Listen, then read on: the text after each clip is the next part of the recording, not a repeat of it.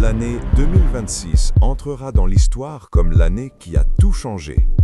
Pas à cause de l'intelligence artificielle, pas à cause des voitures autonomes, mais à cause de quelque chose de beaucoup plus fondamental, le premier Internet quantique fonctionnel. Le 15 janvier 2026, des chercheurs chinois et européens ont réalisé la percée, une intrication quantique stable entre Beijing et Bruxelles, 8500 km, communication instantanée et incassable. C'était le moment où l'Internet classique a commencé à mourir. Je vais vous montrer pourquoi l'Internet quantique ne signifie pas seulement la fin du hacking, mais une réinvention complète du monde numérique, et pourquoi Richard Feynman avait déjà prédit ce jour en 1981. Commençons par la question la plus importante. Qu'est-ce que l'Internet quantique exactement? Ce n'est pas Internet plus rapide, ce n'est pas meilleur Wi-Fi, c'est une façon complètement différente de transmettre l'information basée sur les lois les plus étranges de la physique. L'Internet classique envoie des bits, des 1 et des 0, par câble, fibres optiques ou ondes radio. Ces bits peuvent être interceptés, copiés et manipulés. Chaque message peut être hacké si on a assez de temps et de puissance de calcul. L'Internet quantique envoie des qubits, des informations quantiques qui existent dans un état de superposition. Ces qubits ne peuvent pas être copiés, ils ne peuvent pas être espionnés sans être détruits. Ce n'est pas une fonctionnalité technique, c'est une loi naturelle. La raison réside dans la mécanique quantique.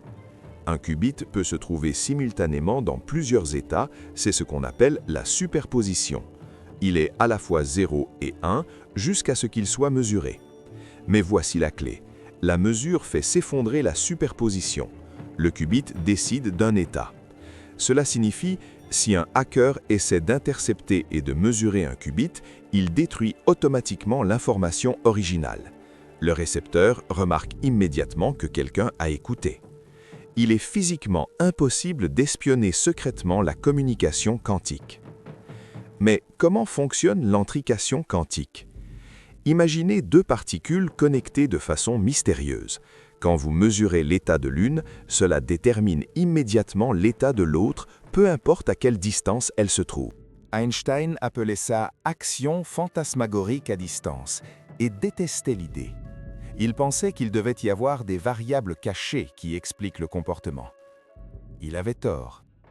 Les expériences de Bell dans les années 70 ont prouvé l'intrication quantique est réelle. Et en 2026, nous avons appris à l'utiliser pour la communication. Voici ce qui s'est passé le 15 janvier. Des chercheurs chinois à Beijing ont créé une paire de photons intriqués. Un photon restait à Beijing, l'autre a été envoyé par satellite et répéteur fibre optique vers Bruxelles. Quand les Beijingois ont mesuré le photon dans un certain état, le photon bruxellois s'est effondré instantanément dans l'état correspondant. L'information n'a pas voyagé de Beijing à Bruxelles, elle était déjà là. C'est le début de l'Internet quantique. Mais laissez-moi vous montrer pourquoi cela change tout. Actuellement, toute notre sécurité numérique est basée sur la complexité mathématique. Le chiffrement RSA fonctionne parce qu'il prend extrêmement longtemps de factoriser de grands nombres en facteurs premiers. Un ordinateur classique prendrait des milliers d'années pour casser un chiffrement RSA 2048 bits. Un ordinateur quantique, avec l'algorithme de Shor, y arrive en heures. Mais la communication quantique est différente. Elle ne repose pas sur la complexité mathématique, mais sur les lois physiques naturelles. Même un ordinateur quantique parfait ne peut pas casser le chiffrement quantique. L'année 2026 marque la fin de la cryptographie classique et le début de l'ère quantique. Laissez-moi vous montrer les implications pratiques. La banque sera révolutionnée. Toutes les transactions bancaires passent par canaux quantiques. Aucun hacker ne peut intercepter vos mouvements de compte. Aucun gouvernement ne peut surveiller votre argent numérique. La communication devient privée. Vos messages, appels et emails sont absolument sécurisés. Aucun service secret, aucune corporation, aucun gouvernement ne peut écouter. Le cloud computing devient digne de confiance. Vos données dans le cloud sont protégées par chiffrement quantique. Même le fournisseur cloud ne peut pas les lire. Les données médicales deviennent sécurisées. Vos génomes, antécédents médicaux et diagnostics sont protégés de façon incrassable. Mais il y a un hic.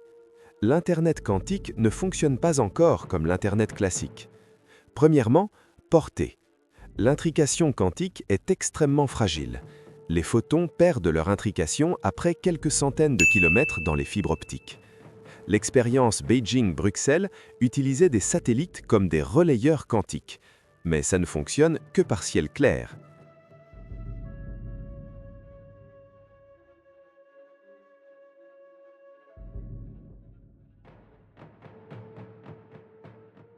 L'innovation pourrait ralentir. Si le hacking devient impossible, disparaissent à la fois les hackers malveillants et les chercheurs en sécurité éthique White Hat. De nouveaux vecteurs d'attaque émergent.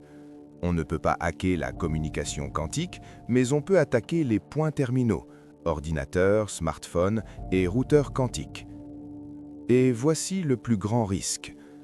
Asymétrie de suprématie quantique. Les premiers pays avec ordinateurs quantiques fonctionnels peuvent briser tout chiffrement classique, pendant que leur propre communication quantique reste incassable. Cela crée une fenêtre temporaire God Mode pour cyberattaques. Mais laissez-moi vous montrer aussi les possibilités positives. La science sera révolutionnée. Les réseaux quantiques permettent le calcul quantique distribué. Les chercheurs mondiaux peuvent partager la puissance de calcul quantique. Le monde financier sera démocratisé. Les petites banques peuvent s'offrir la sécurité quantique en utilisant les services Internet quantiques. La vie privée devient un droit fondamental. Chacun peut communiquer de façon incassable, indépendamment de la surveillance gouvernementale ou corporative. La médecine devient collaborative. Les chercheurs peuvent partager des données génétiques en sécurité sans violer la vie privée. Comment vous préparer? Comprenez les bases. La physique quantique devient éducation numérique fondamentale. Investissez dans solutions Quantum Safe. La cryptographie post-quantique est déjà disponible. Soutenez des standards ouverts. L'Internet quantique ne devrait pas être contrôlé par quelques corporations. Exigez l'éducation quantique. Les écoles et universités doivent enseigner la technologie quantique. Voici la leçon la plus importante de Feynman. La nature n'est pas seulement plus étrange que nous l'imaginons, elle est plus étrange que nous ne pouvons l'imaginer. L'Internet quantique le prouve. Nous vivons dans la dernière génération de l'Internet classique. Vos enfants grandiront dans un monde où le hacking est impossible, mais aussi où l'information fonctionne différemment de tout ce que nous connaissons. L'année 2026 n'est pas l'année où l'Internet quantique a été inventé, c'est l'année où il est devenu réel. La question n'est pas si l'Internet quantique arrive, il est déjà là. La question est, sommes-nous prêts à un monde où les lois les plus étranges de la physique déterminent notre réalité numérique? Si cette vidéo vous a rapproché de la révolution Internet quantique de 2026, n'oubliez pas de liker. Pour plus d'analyses scientifiques et technologiques révolutionnaires, abonnez-vous à notre chaîne. Chaque semaine, nous décodons les dernières percées et nous vous montrons comment elles changeront votre vie. Commentez. Êtes-vous prêt à un monde où l'Internet quantique existe? Quels impacts vous inquiètent le plus, ou vous réjouissez-vous de la communication absolument sécurisée? Et rappelez-vous, l'Internet quantique n'est pas de la science-fiction, c'est la réalité 2026. L'avenir de l'information a déjà commencé. La semaine prochaine, GPT-5 2026. L'IA a-t-elle dépassé l'intelligence humaine? Test Consciousness de Feynman. La physique règne, la mécanique quantique règne, l'avenir règne. Et le hacking est mort.